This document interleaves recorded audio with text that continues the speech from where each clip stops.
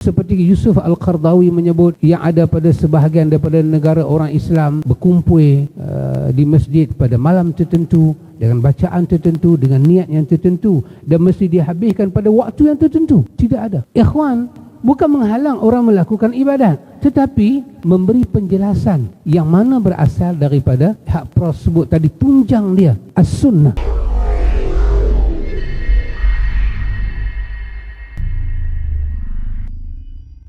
Bila ada cerita pelik yang kita tak pernah dengar, yang tidak sabit, maka cerita itu dipanggil khurafat. Pelik yang tak dapat dibuktikan, yang tak dapat dicari dalam riwayat, khurafat. Bid'ah yang direka-reka. Direka-reka. Kadang-kadang bid'ah itu benda tu ada riwayat tapi diputar belitkan, diheret ke tempatnya lain. Kenapa bulan Sya'ban dinamakan Sya'ban? Kerana tasya'abu khairun kathir lisa'im fiha hatta yadkhulal jannah. Iaitu berkenaan dengan atadruna lima sumiya Sya'ban. Tahukah kamu kenapa bulan Sya'ban dinamakan Sya'ban? Maka para sahabat menjawab, Allah wa rasuluhu a'lam.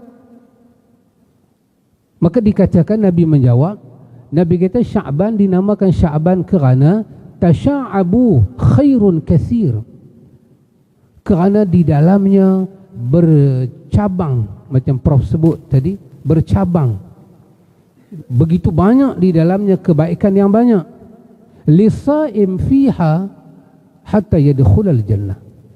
Kalau orang tu puasa dalam bulan Sya'ban ini, puasa 3 hari awal bulan, 3 hari tengah bulan dan 3 hari hujung bulan, dia akan mendapat limpahan kebaikan itu sampailah dia masuk syurga. As-Sakhawi lagi sekali menyebut riwayat ini tidak ada asal usul, dan riwayat ini mendekati riwayat yang maudhu'. Andai kata ini dipegang, yang tidak ada dalam riwayat, Aisyah radhiyallahu anha, Aisyah dia meriwayat dalam riwayat Bukhari dan Muslim berkenaan dengan apa yang dilihat pada Nabi. Nabi puasa banyak dalam bulan Sya'ban. Nabi puasa lebih banyak daripada bulan lain. Aisyah menyebut, aku tengok Nabi puasa, aku tengok Nabi puasa. Aisyah sebut dekat tu je, ikhwan. Nabi puasa lebih sikit. Sahabat Nabi yang bernama Usamah bin Zaid, dia tanya dekat Nabi, dia kata, ya Rasulullah, aku tengok kau banyak puasa dalam bulan Sya'ban. Banyak kau puasa dalam bulan Sya'ban. Nabi SAW menyebut kepada dia, Nabi kata, zalika syahr. Nabi kata bulan Sya'ban ni adalah bulan yaghfulun nas. Bulan yang dilupa orang, dilalaikan orang. Yaghfulun nas anhu baina Rajab wa Ramadan. Sebab dia duduk tengah-tengah antara Rajab dan Ramadan. Orang sambut, orang lupa, orang dengar Rejab, orang tak perang tadi Prof sebut. Kemudian Ramadan orang puasa, tengah-tengah tu orang terlalai sat. Maka Nabi sebut, Nabi kata aku suka sekiranya amal aku diangkat, maka aku berada dalam keadaan puasa. Ya ikhwan, Aisyah boleh menyebut apa Nabi buat bulan Sya'ban, Usamah bin Zaid boleh menyebut, tapi mereka tidak pernah menyebut apa-apa amalannya khusus dalam bulan Sya'ban. Kalau macam Prof sebut tadi, kalau tidak diberi penjelasan seperti ini, cerita-ceritanya aneh tentang bulan Sya'ban begitu banyak. Salah satunya Prof menyebut, kalau nak marah, marah Prof lah, saya ambil pada Prof. Itu cara saya menyelamatkan diri. Prof menyebut tadi, pasal saya ini orang marah sangat dah. Bagi Prof pula kena marah, orang tak marah lagi. Baca Yasin 3 kali.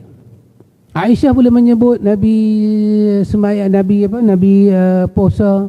Usamah bin Zaid boleh bertanya pada Nabi, tapi kesemua ashabu Rasulillah, ashab yang mereka ini haul Rasulillah, mereka berkeliling dikeliling dengan Nabi. Ada di dalam rumah Nabi, di luar rumah Nabi, isteri Nabi dalam rumah, para sahabat di luar rumah. Mereka tak pernah meriwayatkan adanya bacaan Yasin 3 kali dengan 3 niat. di antara bainal maghrib wal isya. Tak ada. Kalau kita tak bagi penjelasan, apa akan jadi? Orang menyangkakan itu adalah amalan khusus. Andai kata ada malam yang boleh kita mengkhususkan ibadat, ketahuilah malam itu adalah malam Jumaat. Kalau ada hari kita boleh mengkhususkan dengan puasa, ketahuilah hari itu adalah hari Jumaat.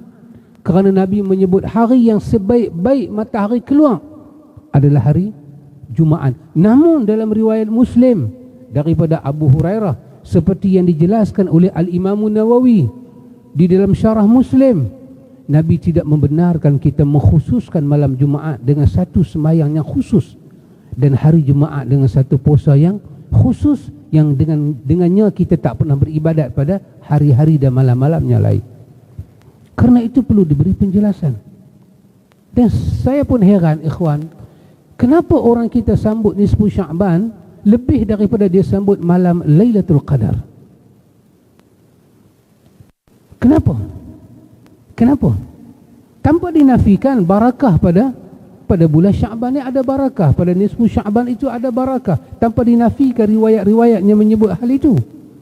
Tetapi tidak pernah disebut dengan seperti Yusuf Al-Qardawi menyebut yang ada pada sebahagian daripada negara orang Islam berkumpul di masjid pada malam tertentu dengan bacaan tertentu, dengan niat yang tertentu, dan mesti dihabiskan pada waktu yang tertentu. Tidak ada. Ikhwan, bukan menghalang orang melakukan ibadat, tetapi memberi penjelasan yang mana berasal daripada hak tersebut tadi, tunjang dia as-sunnah. Agama ini ada dia punya manbak dia, tempat kita ambil dia. Agama ini ada masdar dia. Agama ini ada sandaran dia. Agama ini ada sumber dia. Agama yang kita anut ini bukan agama dalca. Bukan agama yang apa saja kita ingat nak buat, kita boleh buat. Tidak. Agama ini dihantar Rasul padanya, ikhwan. Untuk apa? Untuk membimbing kita menjalani satu jalan beribadat kepada Allah Jalla wa'ala. Maka kerana itu, ikhwan, penjelasan mesti diberi. Kalau tak diberi penjelasan, ada orang percaya pada malam ini, malam nisfu Sya'ban, ditukar buku hak besar tu. Quran menyatakan kepada kita, fiha yufraqu kullu amrin hakim, dalam Ad-Dukhan, berkenaan dengan Lailatul Qadar. Pada Lailatul Qadar itu ada urusan yang besar, dinamakan Lailatul Qadar, malam di mana Allah mengkadarkan kehidupan kita. Tiba-tiba nisfu Sya'ban mengambil alih tempat itu tanpa kita sedari. Kalau khurafat jenis pergi buat jamuan tepi pokok, nampak. Tapi kalau khurafat macam ni, ikhwan, yang halus ini, dia datang dalam wajah agama, seperti kata Asy-Syatibi di dalam Al-I'tisam, dia datang dalam wajah agama dengan tujuan beribadat kepada Allah secara berlebihan. Siapa boleh tempih? Kecuali orang seperti Prof lah yang memberi penjelasan tadi. Saya ambil daripada Prof tadi, saya cakap balik lah, saya tak tambah apa. Begitu, ikhwan. Kerana itu mesti diberi penjelasan. Malam ini bukanlah malam nisfu Sya'ban, bukan malam arwah-arwah balik. Zaman saya kena mandi awal, kena pakai bedak, kena letak urupati. Kan rumah kampung kan, jenis papan bersusun tu, kena cucuk urupati di dinding-dinding, kena letak ayak putih atas meja. Pasal apa? Nisfu Sya'ban, tuk-tuk semua nak balik. Lepas tu set lagi ayak tu memang dia surut betul. Pasal apa? Cucu-cucu lain ke darah. Dia duduk lari mengikut tu, dia minum. Saya tengok tuk balik dah.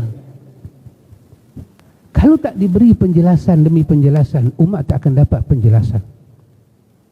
Saya ingat itulah sebagai penjelasan begitu. Wallahu ta'ala a'lam.